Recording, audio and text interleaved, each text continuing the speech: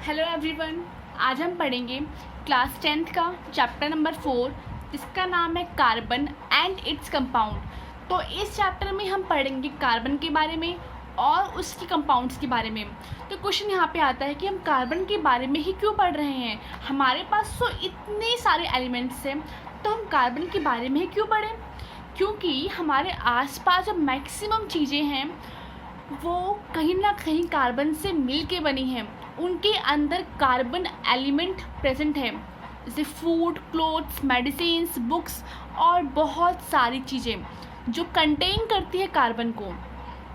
इसका मतलब अगर हमारे आसपास की मैक्सिमम चीज़ें कंटेन कर रही कार्बन को, तो पढ़ना तो बनता है कार्बन के बारे में। जो लिविंग स्ट्रक्चर्स हैं वो भी कार्बन बेस्ड होती हैं। जैसे अगर बात की जाए ग्लूकोज की, ठीक है, तो ग्लूकोज का फॉर्मूला क्या होता है C6H12O6, मतलब ग्लूकोज भी कंटेन करता है कार्बन को। ठीक है, अब हम बात करेंगे कि कितने अमाउंट में कार्बन प्रेजेंट है हमारे एटमॉस्फेयर में और अर्थ क्रस्ट पे। तो अर्थ क्रस्ट में जो अमाउंट ऑफ कार्बन प्रेजेंट है वो है 0.02%, जबकि एटमॉस्फेयर में 0.03% कार्बन प्रेजेंट है।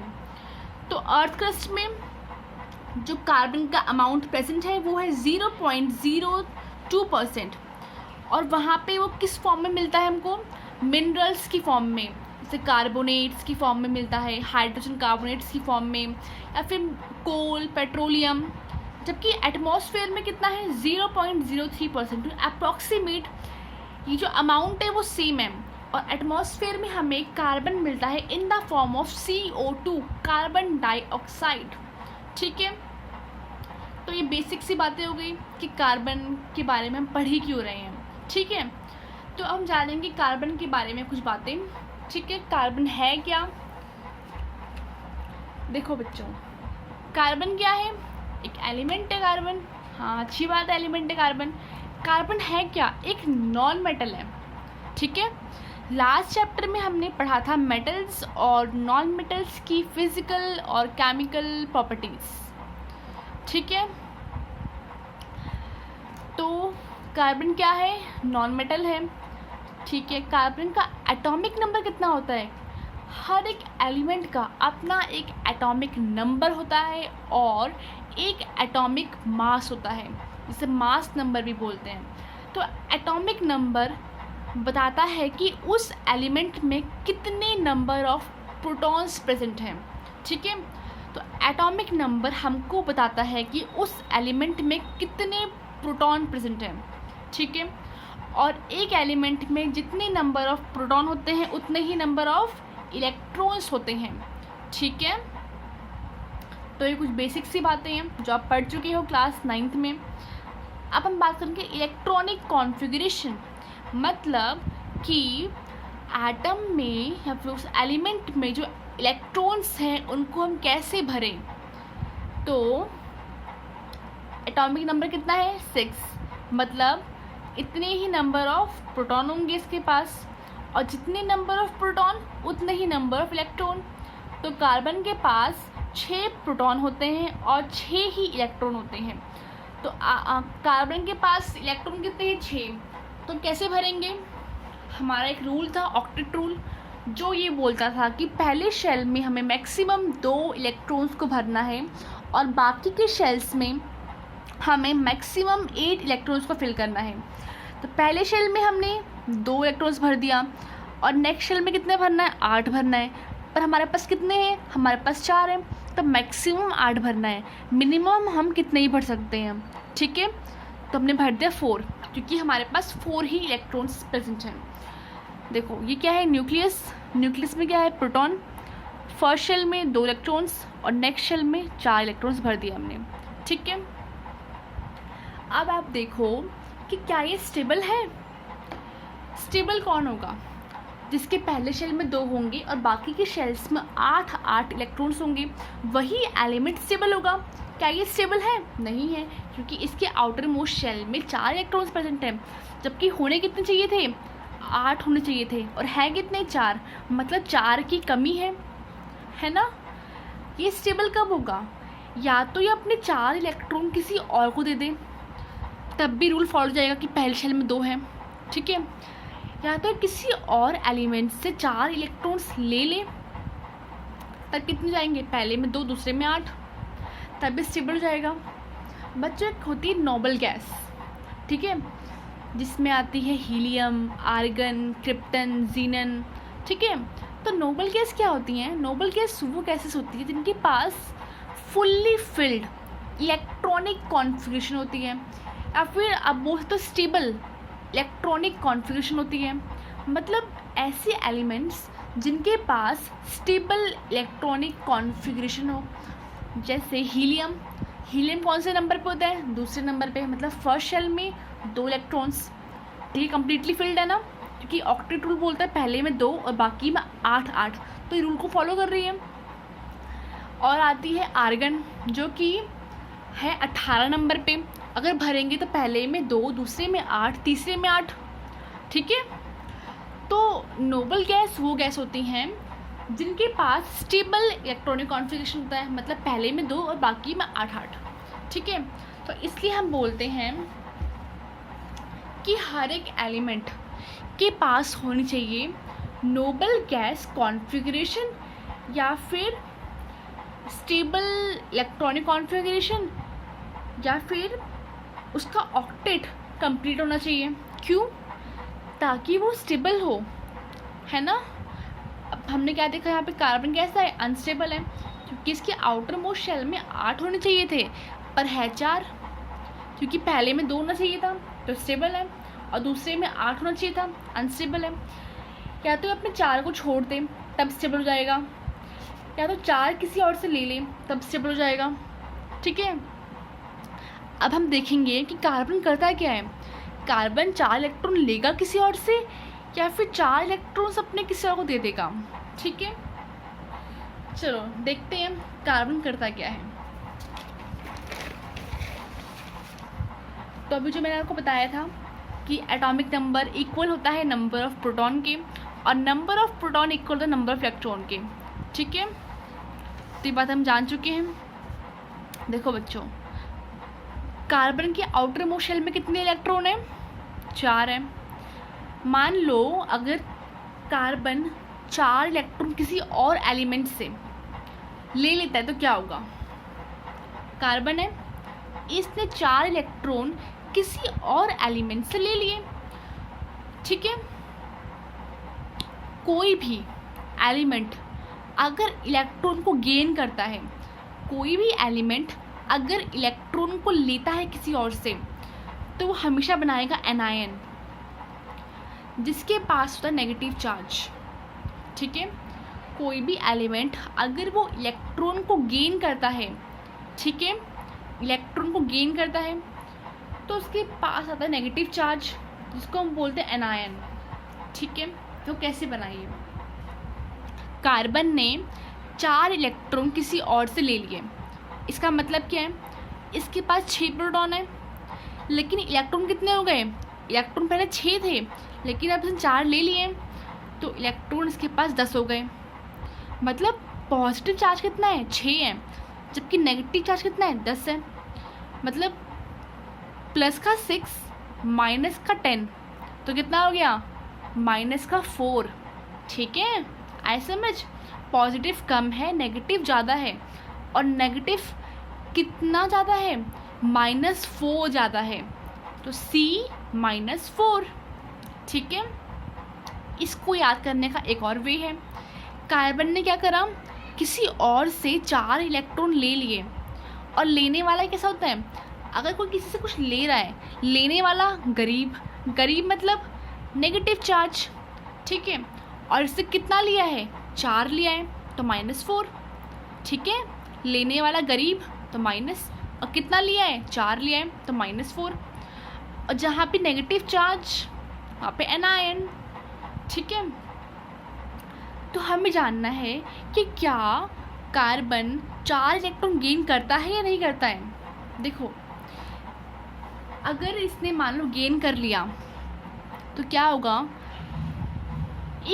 इस कार्बन के लिए मुश्किल हो जाएगा, क्योंकि इसके पास कितने हैं, 6 प्रोटॉन हैं और 6 प्रोटॉन 10 इलेक्ट्रॉन को होल्ड नहीं कर पाएंगे, उसको ले नहीं पाएंगे, जोड़ नहीं पाएंगे।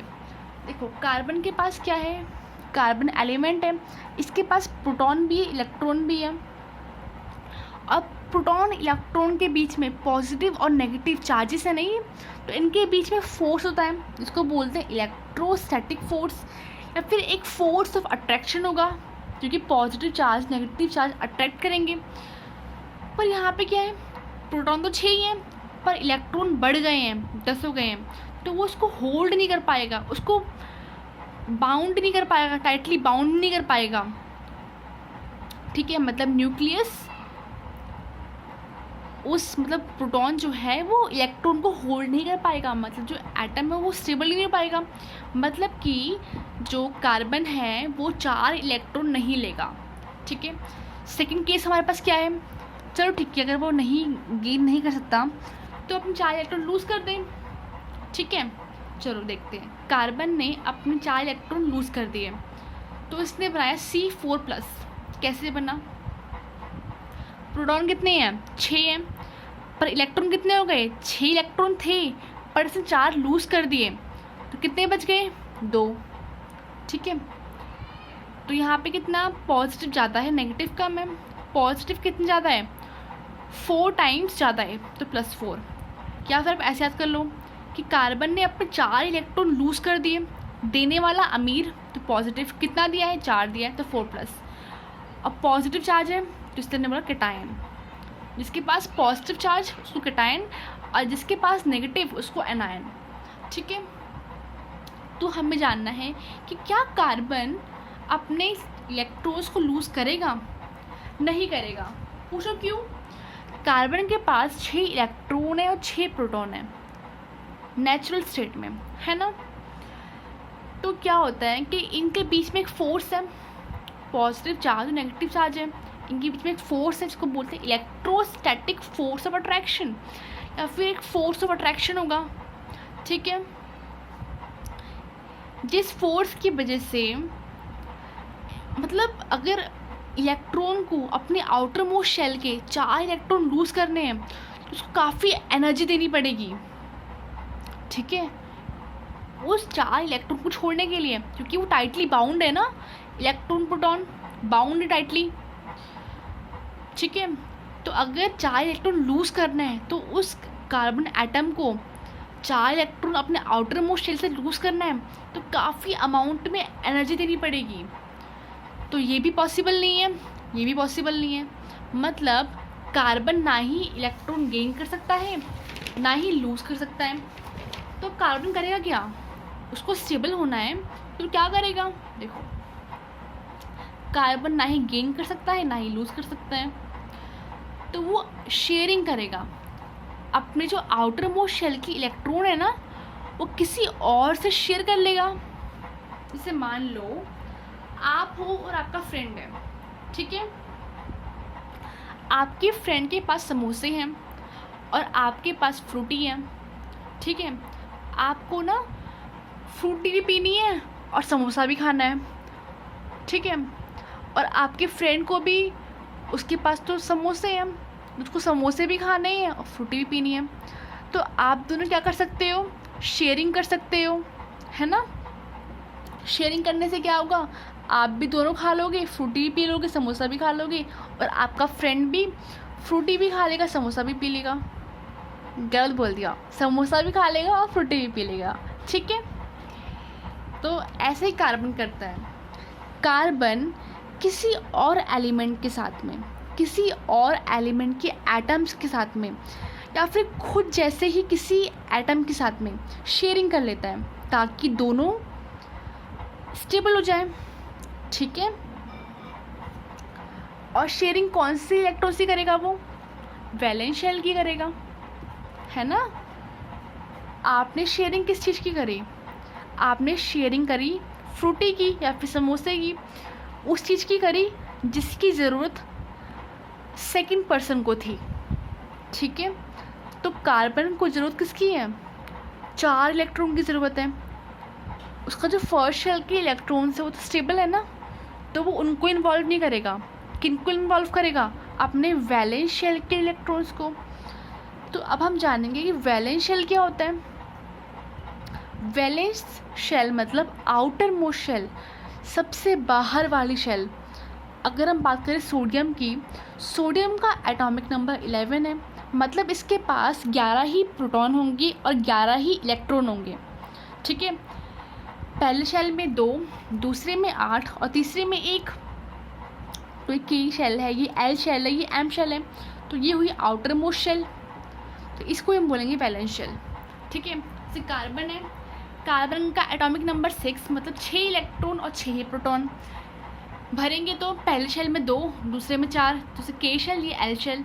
तो ये हुआ वैलेंस शेल, है ना, क्योंकि ये कौन सी शेल है, आउटर मोस्ट शेल है।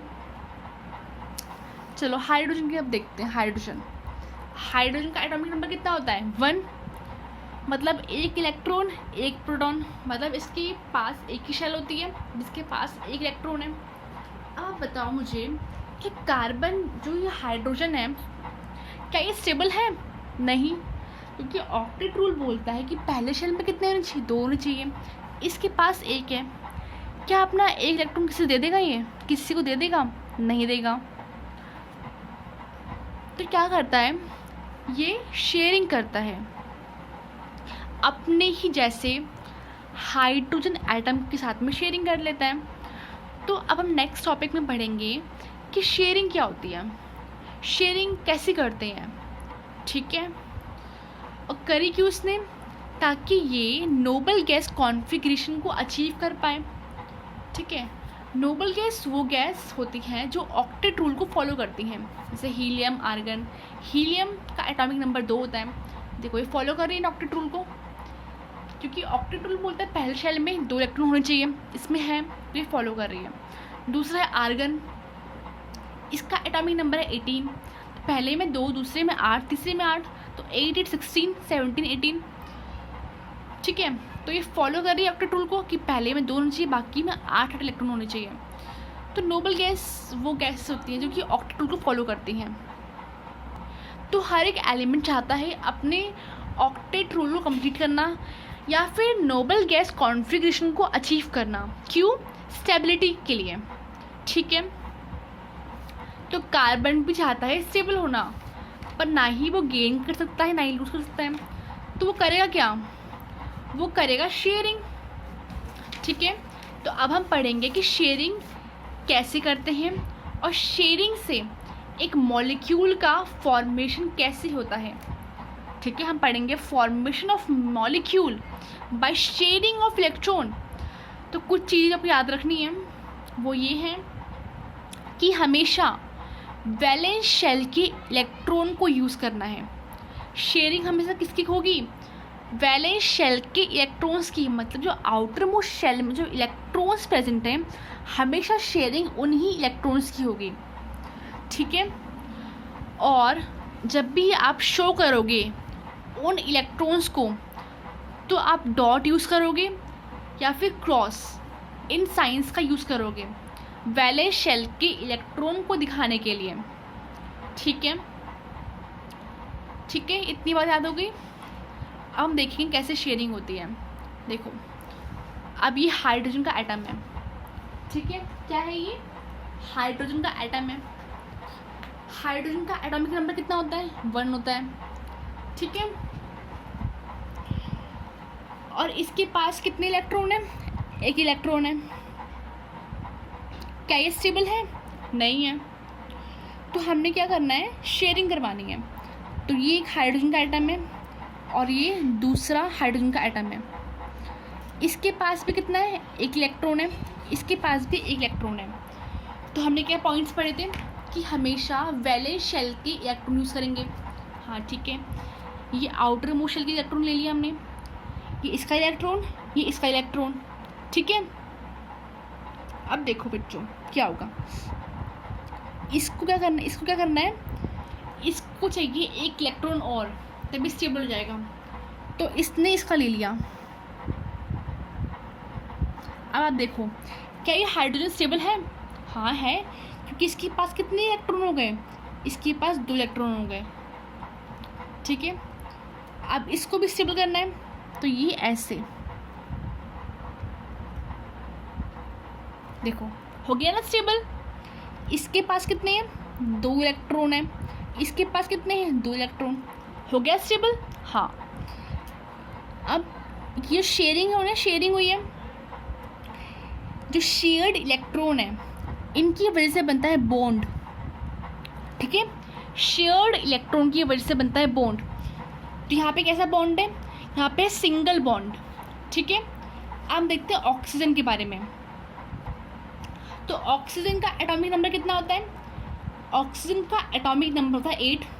ठीक है, इलेक्ट्रॉन्स भरेंगे तो कैसे भरेंगे, पहले शेल में 2 इलेक्ट्रॉन और दूसरे में 6 आएगा। ठीक है, क्या ये स्टेबल है, नहीं है। क्यों नहीं है, क्योंकि इस शेल में होने चाहिए थे कितने इलेक्ट्रॉन, इस शेल में होने चाहिए थे 8 इलेक्ट्रॉन्स, पर है कितने, पर 6 है, मतलब 2 की कमी है ना। ठीक है, देखो कैसे करेंगे शेयरिंग है। यहाँ पे हमने ले ली 2 ऑक्सीजन के एटम्स। ठीक है, तो इस ऑक्सीजन को कितने इलेक्ट्रॉन चाहिए, 2 चाहिए। इस वाले कितने चाहिए, 2 चाहिए। देखो बच्चों, हम करते क्या है, हम पहले क्या करेंगे, दोनों एलिमेंट्स को लिख देंगे और इनके पास जो इलेक्ट्रॉन्स लिखेंगे वो हम शो करेंगे डॉट से या फिर क्रॉस से। और कौन से इलेक्ट्रॉन यूज़ करेंगे, हम आउटर मोस्ट शेल के इलेक्ट्रॉन यूज़ करेंगे। इसकी आउटर मोस्ट शेल में कितने इलेक्ट्रॉन है, 6 इलेक्ट्रॉन है। तो 1 2 3 4 5 6 लिख लिए। इसके भी 1 2 3 4 5 6। ठीक है, आपने 2 ही क्यों लिखे यहाँ पे, क्योंकि इस वाले ऑक्सीजन एटम को इस वाले ऑक्सीजन एटम से कितने इलेक्ट्रॉन चाहिए, 2। और इस वाले ऑक्सीजन एटम को इस वाले ऑक्सीजन एटम से कितने इलेक्ट्रॉन चाहिए, 2। इसलिए इन्होंने अपने 2 इलेक्ट्रॉन सामने रख दिए। ठीक है, हमेशा इस बात का ध्यान रखना। अब देखो इसके पास है कितने, 1 2 3 4 5 6 चाहिए, कितने इसको, 8 चाहिए। तो ये इसके 2 इलेक्ट्रॉन ले लेगा।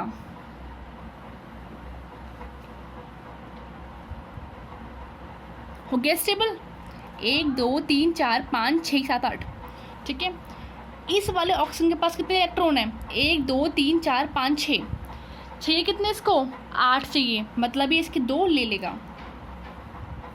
ठीक है, तो ये क्या है, ये शेयर्ड पेयर ऑफ इलेक्ट्रॉन, और शेयर्ड पेयर ऑफ इलेक्ट्रॉन की वजह से बनता है बॉन्ड। यहाँ पे कैसा बॉन्ड बना है, डबल बॉन्ड। ठीक है, हाइड्रोजन में आता है सिंगल बॉन्ड, जबकि ऑक्सीजन में आता है डबल बॉन्ड। चलो और एग्जाम्पल्स लेते हैं।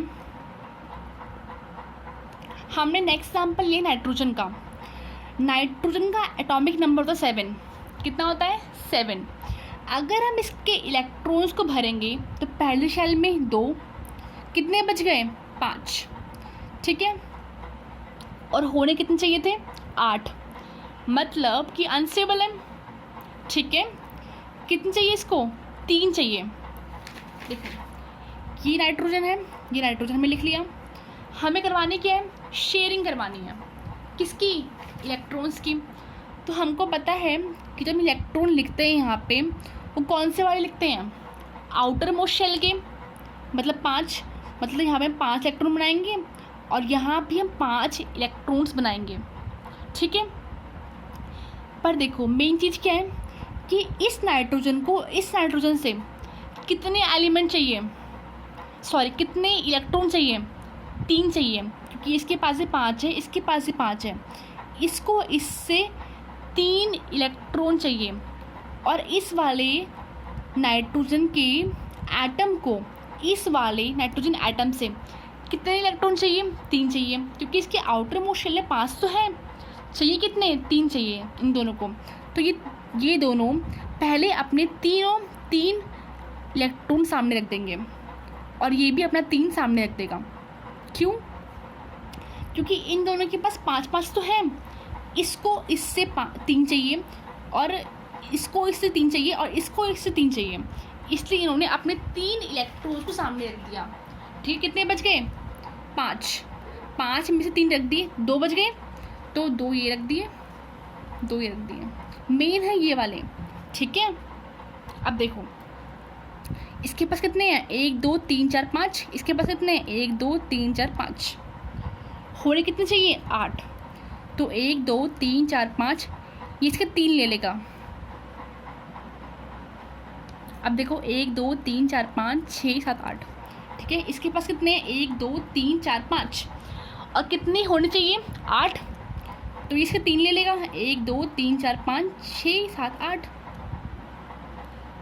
हो गया स्टेबल। अब देखो ये शेयर्ड पेयर ऑफ इलेक्ट्रॉन और इनकी वजह से बनेगा बॉन्ड। तो 1 2 3, कैसा बॉन्ड बन गया यहाँ पे, ट्रिपल बॉन्ड। अब हम देखेंगे मीथेन, जिसको हम बोलते हैं CH4, ठीक है। कैसे बनता है चलो देखते हैं। इसमें कार्बन है और हाइड्रोजन है ना। कार्बन कितना है, 1 है, हाइड्रोजन कितने, 4 है। तो कार्बन का एटॉमिक नंबर 6, मतलब भरेंगे तो 2 और 4, इस कार्बन को चाहिए 4 इलेक्ट्रॉन्स। अब हाइड्रोजन के पास कितना है, 1, मतलब हाइड्रोजन को चाहिए 1 इलेक्ट्रॉन, जबकि कार्बन को चाहिए 4 इलेक्ट्रॉन्स, ठीक है। हमने यहाँ पे देखा कार्बन को चाहिए कितने इलेक्ट्रॉन, 4, जबकि हाइड्रोजन को चाहिए कितने, 1। पर हाइड्रोजन है कितने, हाइड्रोजन 4 है। अगर एक हाइड्रोजन एटम को 1 चाहिए तो 4 हाइड्रोजन एटम को कितने इलेक्ट्रॉन चाहिए, 4, ठीक है। आया समझ में। अब इसके आउटर मोस्ट शेल में कितने इलेक्ट्रॉन प्रेजेंट है, कार्बन के 4 हैं, तो हम 4 लिखेंगे, 1 यहाँ लिख दिया। क्यों, क्योंकि हाइड्रोजन कितना चाहिए, 1 चाहिए, इसके पास भी 1 है, इससे स्टेबल हो गया। अब देखो हाइड्रोजन कितना चाहिए, 1 चाहिए, तो ये इसका ले लेगा 1। इस वाले हाइड्रोजन को कितना चाहिए, इसका 1 इलेक्ट्रॉन चाहिए, तो इसने इसका 1 ले लेगा। इस वाले हाइड्रोजन एटम को भी इस कार्बन का 1 इलेक्ट्रॉन चाहिए, तो वो 1 ले लेगा। अब देखो हाइड्रोजन के पास कितने हो गए, 2, स्टेबल हो गया वाला हाइड्रोजन। इस हाइड्रोजन को भी कितने चाहिए, 1 चाहिए, ये भी स्टेबल हो गया। इस वाले को कितने चाहिए, 1 चाहिए, तो ये भी स्टेबल हो गया। और इस वाले को चाहिए 1, तो ये भी स्टेबल हो गया। लेकिन बात है कार्बन की, कार्बन के पास कितने हैं, 1 2 3 4। अब वो हाइड्रोजन के भी ले लेगा, 1 2 3 4, कितने हो गए, 1 2 3 4 5 6 7 8, 8 हो गए। तो कार्बन भी हो गया स्टेबल। तो इसे बोलते हैं शेयरिंग करना, ठीक है। अब इसमें कुछ लिखा है कि मीथेन का काफ़ी यूज़ होता है। मीथेन का हम यूज़ करते हैं फ्यूल की तरह, और इसका यूज़ होता है बायोगैस में, ठीक है। किस में होता है, बायोगैस में। और CNG में भी मीथेन का यूज़ होता है। जो CNG गैस होती है, कंप्रेस नेचुरल गैस, जो सिलेंडर्स में होती है, उसमें भी, सिलेंडर में नहीं, सिलेंडर में मीथेन गैस का यूज़ होता है, ठीक है। और जो CNG में भी मीथेन गैस का कंपोनेंट प्रेजेंट होता है, ठीक है। अब हम कुछ और एग्जाम्पल देखेंगे, जैसे CO2, ठीक है। अब कार्बन का एटॉमिक नंबर कितना होता है, 6, भरेंगे तो 2 और 4। और ऑक्सीजन का 8, भरेंगे 2 और 6। मतलब कार्बन को चाहिए कितने, 4 इलेक्ट्रॉन, ऑक्सीजन को चाहिए 2, लेकिन ऑक्सीजन है कितने, 2 हैं, मतलब ऑक्सीजन चाहिए 4। ऑक्सीजन को भी 4 चाहिए और हाइड्रोजन को भी 4 चाहिए। तो कैसे करेंगे ये, यहाँ पे हमने लिखा कार्बन, यहाँ पे लिखेंगे 1 ऑक्सीजन, यहाँ पे लिखेंगे 1 ऑक्सीजन। अब ऑक्सीजन को कार्बन से कितना चाहिए, 2 इलेक्ट्रॉन, तो यहाँ पे हमने लिखा 2।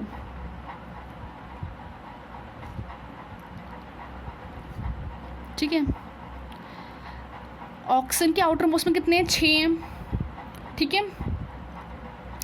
तो हम 6 लिखेंगे, 1 2 3 4 5 6।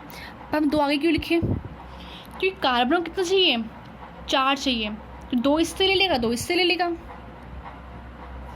और ऑक्सीजन कितना चाहिए कार्बन से, 2 चाहिए, तो 2 वो यहाँ ले लेगा और 2 वो यहाँ ले लेगा। और ऑक्सीजन के आउटर मोस्ट में कितने हैं? 6। तो 1 2 3 4 5 6। और कार्बन के आउटर मोस्ट में कितने? 4। 1 2 3 4। अब देखो 1 2 3 4 5 6 7 8 हो गया स्टेबल।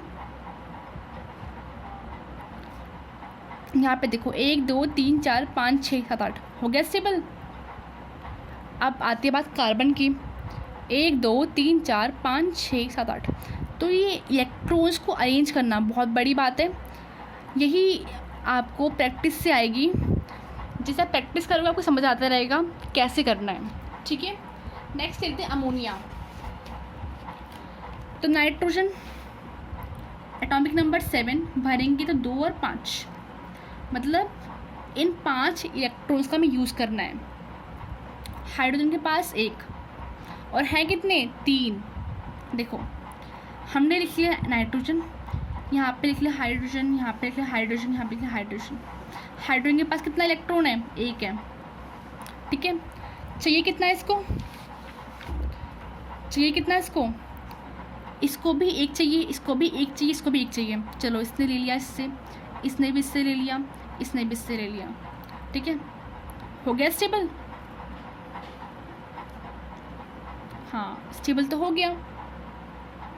अब देखो आप नाइट्रोजन के आउटर मोस्ट में कितने हैं? 5। यहाँ पे कितने हैं? 1 2 3, 2 और लिख लिया। ठीक है, अब देखो 1 2 3 4 5 6 7 8, तो ये सबके ले लेगा। कौन? नाइट्रोजन। अब देखो हो गया स्टेबल। तो ऐसे बनता है शेयरिंग से मॉलिक्यूल। ठीक है, तो जितने भी मॉलिक्यूल्स शेयरिंग से बनते हैं, ठीक है, उनको बोलते हैं हम कोवेलेंट कंपाउंड। जितने भी कंपाउंड शेयरिंग ऑफ इलेक्ट्रॉन से बनते हैं उनको हम बोलते हैं कोवेलेंट कंपाउंड। ठीक है, और इनकी शेयरिंग ऑफ इलेक्ट्रॉन से जो बॉन्ड बनता है, शेयरिंग ऑफ इलेक्ट्रॉन से जो बॉन्ड बनता है, जैसे हमने हाइड्रोजन में देखा सिंगल बॉन्ड, ऑक्सीजन में देखा डबल बॉन्ड, और नाइट्रोजन में ट्रिपल बॉन्ड। तो शेयरिंग ऑफ इलेक्ट्रॉन से जो कंपाउंड बनते हैं इनको हमने बोला कोवेलेंट कंपाउंड। और शेयरिंग ऑफ इलेक्ट्रॉन से जो बॉन्ड बनते हैं उनको हम बोलते हैं कोवेलेंट बॉन्ड। ठीक है, इतनी बात समझ में आई? तो इसके बाद देखो यहाँ पे वही बात लिखी है कि जो बॉन्ड बनते हैं शेयरिंग ऑफ इलेक्ट्रॉन से उनको हमने बोला कोवेलेंट बॉन्ड, और जो कंपाउंड्स बनते हैं शेयरिंग ऑफ इलेक्ट्रॉन से उनको हमने बोला कोवेलेंट कंपाउंड। अब हमें पढ़नी इनकी कुछ प्रॉपर्टीज। ठीक है, जितने भी कोवेलेंट कंपाउंड्स होते हैं इनका मेल्टिंग पॉइंट और बॉइलिंग पॉइंट लो होता है। ठीक है, और यहाँ पे कैसे क्या हो रहा है? यहाँ पे इलेक्ट्रॉन शेयर हुए हैं। ठीक है, मतलब इलेक्ट्रॉन्स फ्री नहीं है। ठीक है, इसलिए यहाँ पे चार्ज पार्टिकल्स नहीं बनते हैं। चार्ज पार्टिकल्स कब बनते हैं? जब इलेक्ट्रॉन्स या तो लूज़ कर दिए या गेन कर दिए। यहाँ पर तो शेयरिंग हो रही है, मतलब इलेक्ट्रॉन शेयर हुए, बाउंड हुए हैं, तो वो लूज़ तो होंगे ही नहीं, ना ही गेन होंगे। ये तो स्टेबिलिटी को गेन कर लिया ना उन्होंने। तो यहाँ पे कोई भी चार्ज पार्टिकल नहीं बनता है। चार्ज पार्टिकल मतलब ना ही एनायन बनता है ना ही कैटायन बनता है। ठीक है, और ये होते हैं पुअर कंडक्टर ऑफ इलेक्ट्रिसिटी। तो आज हम इतना ही पढ़ेंगे। आज हमने पढ़ा कार्बन के बारे में। आज हमने मेनली पढ़ा कि कोवेलेंट कंपाउंड्स कैसे बनते हैं। ठीक है, और हमने कोवेलेंट बॉन्ड्स के बारे में पढ़ा। तो कार्बन बनाते हैं कोवेलेंट कंपाउंड। ठीक है, लास्ट चैप्टर में हमने पढ़ा था आयनिक कंपाउंड्स के बारे में। इस चैप्टर में हमने पढ़ा कोवेलेंट कंपाउंड्स के बारे में। तो जो कार्बन है ना ही वो इलेक्ट्रॉन गेन करता है ना ही लूज़ करता है स्टेबिलिटी के लिए। वो करता क्या है? शेयरिंग करता है, और शेयरिंग से बनाता है कंपाउंड्स। तो कार्बन क्या बनाते हैं? Covalent compounds. ठीक है, तो आज की वीडियो में इतना ही। जल्द मिलते हैं नेक्स्ट वीडियो में। Thank you.